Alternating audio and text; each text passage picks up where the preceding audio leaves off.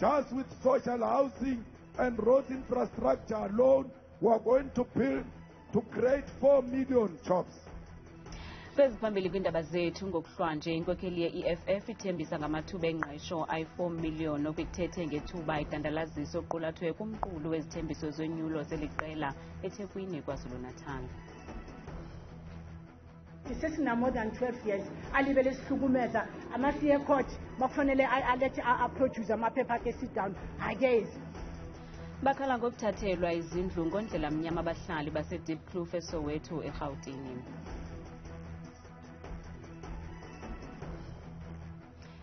Kwezemidlalo ijonge ukulwela indawo yesithathu kwitumente ye-AFCON ngokuhlwanje iBafana Bafana.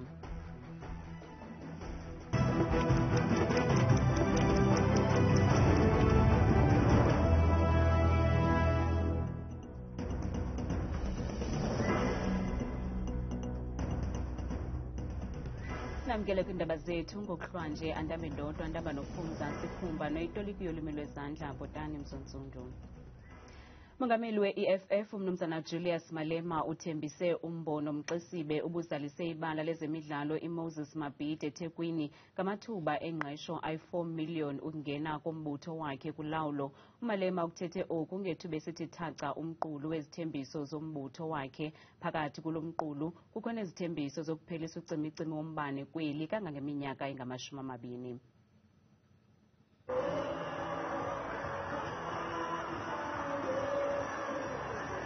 Ukukhwela nje kwakhe eqongeni umongameli we-EFF umnumzana Julius Malema udadele enzulwini ethembisa abemibeli ngobisi nobusi esithi umba wentswelangqesho utshisa ibunzi kweli lizwe. Don't make an apology when we say we are going to create jobs for all South Africans, irrespective of their qualification, irrespective of their age, irrespective of their background. These jobs are going to come from social housing and roads infrastructure. Just with social housing and roads infrastructure alone, we are going to create 4 million jobs. Phakathi kwezibhambathiso kukuphelisa ucimicimi othande ukuba nguqhelekile atyhola ngelithi uchaphazela uhlumo lwezoqoqosho udodobalise namashishini. Load shedding has killed a lot of businesses, and as a result, because businesses are gone, a lot of our people have lost jobs. Load shedding has destroyed education. Through load shedding, Ramaphosa is continuing to kill our people in South Africa, and that's why we must vote to stop load shedding. Mongameli we-EFF kwathembise ngokutshintsha umhlathi ongemihlaba epalamente xa enokuba ngumongameli welizwe emva konyulo olusemnyango.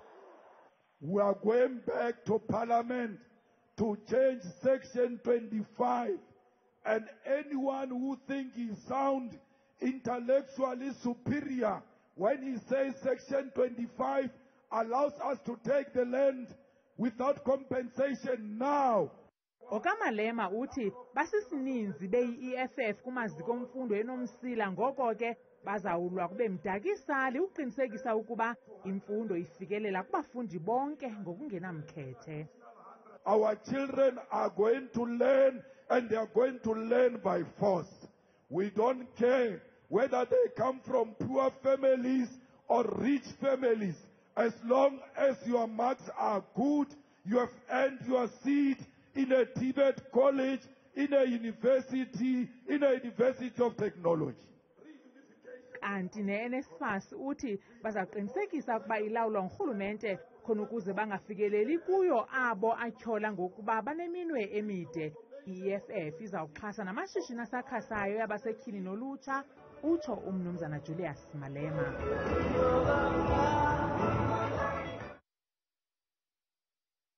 Ulutsha kwiphondo laKwaZulu-Natal luthi umbutho i-EFF lithemba labo lokugqibela. Sizocela ukuthi namhlanje konke idingo esikhala ngazo sesihlulekile sithi siyazama kwamanye amaqembu sangathola lutho ayikho into esitholile kepha namhlanje uJulius Malema sinethemba uzosinikeza konke esifunayo. As the youth of South Africa, we are affected by this high rate of unemployment. So I best believe that Mr. Malema himself will deliver something positive about it. Kambe eminye imibutho enike inkxaso kweli qela likaMalema ithe kuza kufuneka yonke imibutho ephikisayo ibe yimbumba ukuze yonyule emxophozweni ilizwe loMzantsi Afrika. Our duty today is to say we need to work together as the progressive parties in order to rescue our country. Rescuing our country requires that we have a new constitution. We have land expropriation without compensation. And for that to happen, we need to have a two-thirds majority. For that two-thirds majority to happen, we need to unite. Ngelixa abahlalutyi bezopolitiko besithi kungenzeka ukuba amaqhinga e-EFF okutsala abantu abatsha ayasebenza, kodwa oko kuza kubonakala kulonyulo likazwelonke. EFF position itself as pro-poor, pro-black and pro-young people and even the middle class. So they are targeting those kind of young people. Probably with this manifesto and the campaign that is going to follow up, young people are going to maybe have much more interest in the EFF. It's one thing to have the theatrics of filling up stadiums, and it's one thing to have a lot of people behind the banner of the organization. But what matters the most is people showing up at the polls to vote and to actually put their eggs behind the party when they are on their own. Kambe lo mbutho unelunda ukuba uza kulifumana ulawulo kweli phondo. Emveni kwesikhalo sabahlali base-Diepkloof eSoweto eGauteng sokuthathelwa izindlu zabo ngondlela mnyama, umbutho we-Operation Dudula uye wangenelela ukunqanda lo mkhwa wokuthathwa kwezi zindlu zabantu balo mmandla. Amaxhoba athe athathelwe izindlu athi kukho abantu nekurhaneleka ukuba ngabemi bangaphandle nabafika sebephethe iincwadi ezithi banegunya kwezi zindlu ze emva koko bakhutshelwa ngaphandle kwizindlu zabo. Abahlali bommandla waseDiepkloof bahlaba ikhwelo kumbutho Operation Dudula ukuba ungenelele kwisikhalo sabo sokuthathela izindlu zabo ngondlela mnyama ngabantu ekukholeleka ukuba abanalungelo loko. Abahlali bakwasola ukuba abenzi bobubi ngabemi bangaphandle nabasebenzisana namaqumrhu athile karhulumente. Nginabantu ekade bathenge indlu yami bathi ukabelo, bathi mina ngifundanga lezinto maphepha wabo mayengena bengingawafundi. Khona manje ngihamba icourt ngiyezwa ukuthi kuthiwa kabelo uyothenga indlu, so ube ngikhipha ukabelo. Sesina more than 12 years alibele sihlukumeza amasiye court makufanele alethi aproduce amaphepha akhe sit down akezi uyahlala aqhamuke futhi aqhamuke nenye sit down kumanje njena uze wasikhipha namasheriff akhe lapha endlini kuhlala abafana abaningi njena abani bathi baphume Western area emkhuphini baqhashiwe ukuthi bazohlala la bazogada lendlu le. Emveni kokumamela abahlali besithi thaca izikhalazo zabo kwananjalo abanye bediza ngendlela Operation Dudula ethe abanceda ngayo. Inkokheli yalo mbutho uZandile Dabula uthi baza kuthi qolo nokulwela abo bachaphazelekayo koku. We normally do contact the stakeholders that are within the housing industry, but we get a pushback. But we know that some officials are involved, in the syndicate that we're going to bust as soon as Operation Dudula, because we've did our checks, we visited families, we know who the people are behind all the hijacking of the properties in the township. It's not just in Soweto, but it's all across South Africa. I-Operation Dudula ithi la ngamanye amalinge wayo ukukhawulelana neengxaki ezijongene neengingqi zoMzantsi Afrika bakwabethele nomanyano phakathi kwabemi boMzantsi Afrika ukuqinisekisa ukuba kukho uzinzo kwiindawo abahlala kuzo kwaye kukhuselwa nabo badala ngokweminyaka. Ubuncinane ngabafundi abayi-1,339 abaphuma kwizikolo ezingama-24 kwizithili zasemathole nakwisixeko iBuffalo City eMpuma Koloni abafumene iinkonzo zempilo. Isebe lezempilo kweli phondo libambisene nabenkqubo iGeredi bahlole amehlo neminye imiceli-mngeni echaphazele ezempilo njengokukhulelwa kwabafundi. Kukwafundiswe bonke abafundi ngobungozi bokuzibandakanya kwisondo besebancinane. Isikolo samabanga aphantsi ifuneka kwilala laseNdevana sisindleke abafundi bezikolo ezikufutshane nabathe balinda ngomonde ithuba labo lokuvavanywa. Abafundi abaneminyaka esixhenxe ukuya kweli-14 ubudala bebekhatshwa ngabazali babo nabavakalise ukulamkela eliphulo besithi lothula umthwalo emagxeni abo ukusa abantwana babo ekliniki. Masibulele kokuqala singabazali balapha eNdiyevana ngethuba elikumila kunjengeli kuba ixesha elininzi abantwana baba nee-challenges zezigulo ingakumbi kwiindawo ezifana nee-rural areas, but ngoku urhulumente uye wasinika inyhweba yobana bayizise ncakasana ezikolweni. Ugqirha Phumelela Sambumbo, inxalenye yekliniki engomahamba ehlala eKiredi, uthi eminye imicelimngeni abajongene nayo abafundi nabantu abadala bemimandla asemaphandleni kweli phondo kukufumana iinkonzo zempilo. We've got i-burden as well, which is what we are attending to namhlanje, of learners having a barrier to learning in the form of ungakwazi ubona kakuhle eziklasini, having problems zamehlo because of the fact that they don't have specialists close kubo to attend to that. They don't have the funding to get his back. Umphathiswa wezempilo eMpuma Koloni unkosikazi Nomakhosazana Meth uthe inkqubo ye-Integrated School Health Program yesebe lezempilo kwiphondo leMpuma Koloni kunye nokuqiniswa kwenkqubo yeKiredi ibe neziphumo ezincumisayo. Chronic medication siyayidispensa kufutshane apho abantu bahlala khona. So xa ngokhona abantwana abathile abakweso sikolo abeyinamba that makes isikolo siqualify ukuba senze beyilo MDD site as an example through le program sokwazi ukuthi siwasondeza njani amancedo ezempilo kufutshane apho abantwana bethu bakhoyo. Isebe lezempilo libambisene noKiredi bathi le nkqubo iza kufikelela nakwezinye izithili kwiphondo liphela. Kwiindaba zethu kuChannel 163 ndinguSiphosethu Boyi eNdevana. Iqumrhu eliphethe umbane kweli AFCON livakalise ukuba siseza kuhlala isigaba sesithandathu sikacimicimi wombane de liphinde lazise xa izinto ziguqukile. Eli qumrhu lithi unobangela ukuba lide lifikelele kwesi sigaba sesithandathu kungenxa yomonakalo kwamanye amaziko walo ankinkisha umbane, kwaye lithi libila lisomo ukuqinisekisa ukuba ayalungiswa la maziko khona ukuze imeko ibuyele esiqhelweni. Bonakala njengekhubalo lokuncothula intswela-ngqesho kulutsha inkqubo yokuhlaziywa kwenkunkuma kwilali yasebuyelani ngaphandle kwasembombela eMpumalanga. Umbutho we-Africa Green Earth Project wasungulwa ngumlondolozi wendalo esingqongileyo ekuhlaleni uJack Magongo, yaye kuza kuthi ga ngoku seleqashe isigxina abantu abatsha abali-15 kwizithuba ezisisigxina. Bantfu labasha benta konke lokusemandleni kugcina indzawo yabo ihlantekile.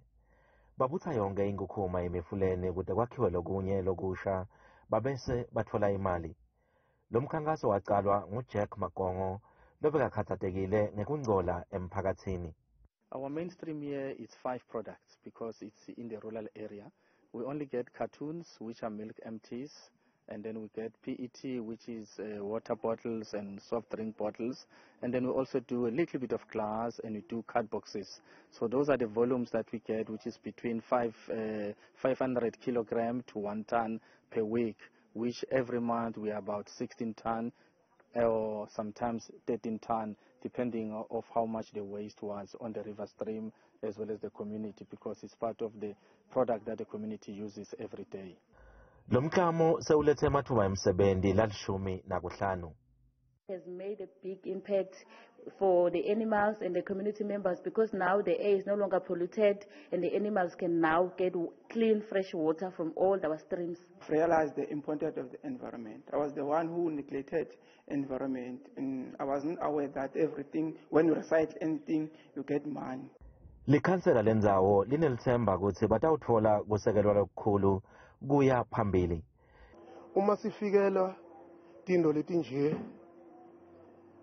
babe Magongo labuye nato. Ngiyacabanga simphakathi wasebuyelane siyokhula. Etindzabeni tetfu kuChannel 163 lotiletselwa iNewsroom Africa ngingumweli Masilela ebuyelani eMpumalanga. Bekumbethe-mbethe kumsitho wokuwongwa kwamagcisa asebenzisa ikhasi lika-TikTok eMidrand eGauteng abawelwe ngumqa esandleni inxalenye yabemibeli nabaphuma kumazwe athile eAfrika. Iijaji zalo msitho bezijonga abona bantu basebenzisa uTikTok bethetha ngemiba eyahlukeneyo. Intatheli yeli jelo Thabile Makhaphela senzelele ngxelo.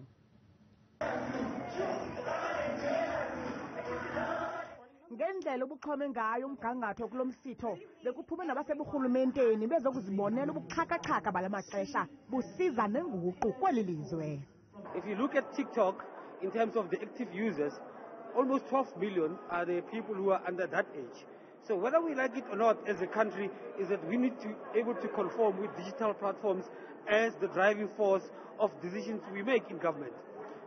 Ukanti abaphathi bale nkampani yakwa-TikTok banelunda nemincili kokubona inkqubela kweli phulo. The Top Creator Awards of 2023 is essentially a culmination of all the incredible creators, publishers and artists who've done amazing work to build their communities over the past year. So this is a celebration of all of their efforts. Le ndibano iquka nabathathi nxaxheba abaphuma mbombo zone ze-Afrika. I'm a lifestyle, education and community content creator on TikTok, and I create content about lifestyle, fashion, African in general. I'm just a basic TikToker uthetha ngomama Siboshi, umama ethi simthandayo sonke, umama South Africa. Nje all I do mina is put smiles on people's faces. Ibiyilo mincili ke betshintshana ngeqonga besamkela imbasa ngokwamacandelo ohlukeneyo. Started my TikTok videos as a bit of a fun thing to do when I was bored in lockdown in 2020, and 4 years later I'm standing here with the Top Sports Creator of the Year award. Ungacinga uyazitshela nje mbukeli okanye uliqhula ngendalo usikubona eMzantsi Afrika neAfrika iphela iqhwabela izandla kanti kusenjalo usikube kukutya etafileni. Nasi isifundo sami ngokuhlwa nje channel 163 ku-DSTV. Mna ke ndikuthabile makhaphela ndilapha eMidrand. UMzantsi Afrika ujonge ukulwela indawo yesithathu kwitumente ye-AFCON kumdlalo wayo ne-DR Congo ngokuhlwanje. Bafana Bafana iza kulo mdlalo isophise emveni kokubethwa iNigeria ngamanqaku 4-2 kwi-penalties kumdlalo odlulileyo we-semi-finals. iBafana Bafana ijonge ukukhusela isidima sayo kwitumente ye-AFCON ngokuthi igqibe kwindawo yesithathu ibuye ne-bronze medal ukuza kweli. Oku kusekubeni uMzantsi Afrika uphumile kumdyarho ukuba ziintshatsheli zale tumente emveni kokubethwa iNigeria. Umqeqeshi Bafana Bafana uHugo Bruce uthi amehlo wabo ebejonge kuyiphumeleleni le tumente hayi enye into. If you ask my advice, this game has not to be played. The most important thing in a tournament like this is number 1. If you are number 3 or number 4 tomorrow, for me it's exactly the same, because this is only for statistics.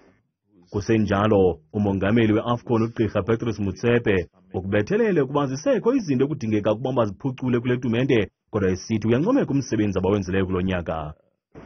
This AFCON has been excellent. It has indeed been the best AFCON in the history of this competition. Kanothabile Makhaphela selengxangile neMozulu.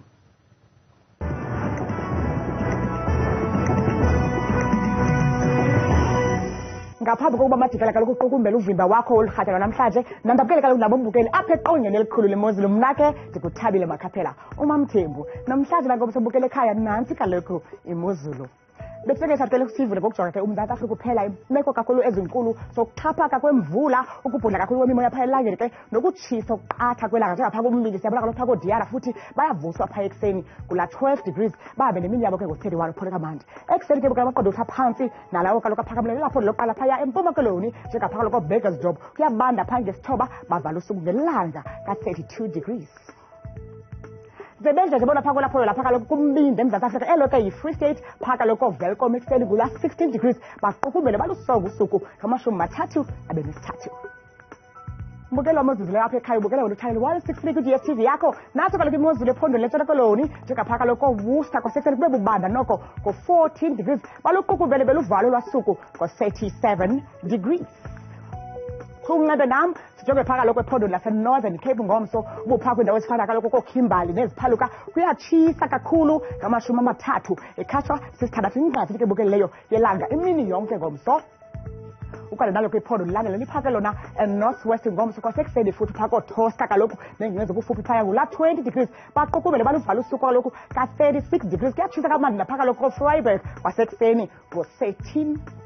Nansi iMozulu apho sikhoyo sisasaza ngqo kaloku eGauteng njengapha kaloku koJohannesburg embindi neSprings ngo-14 degrees kanti kusekuhle phaa eJohannesburg xa bevala imini ngamashumi-20 mbukeli wam ekhatshwa sisiXhenxe.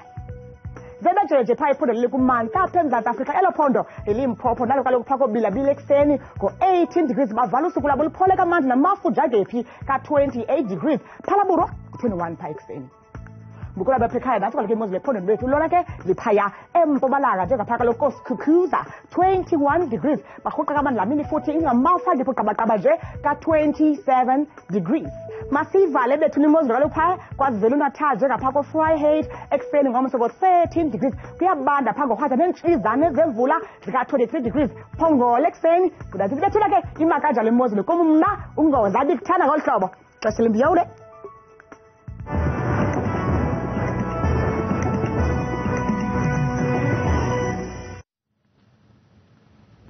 Bukela ungazifumana izindaba nezinye kwiqonga lethu le-YouTube nelithi Iindaba Zethu 163 oogxa bethu baza kuziphaka zishushu ngolwimi lwesiZulu ngomso kamnandi mawethu.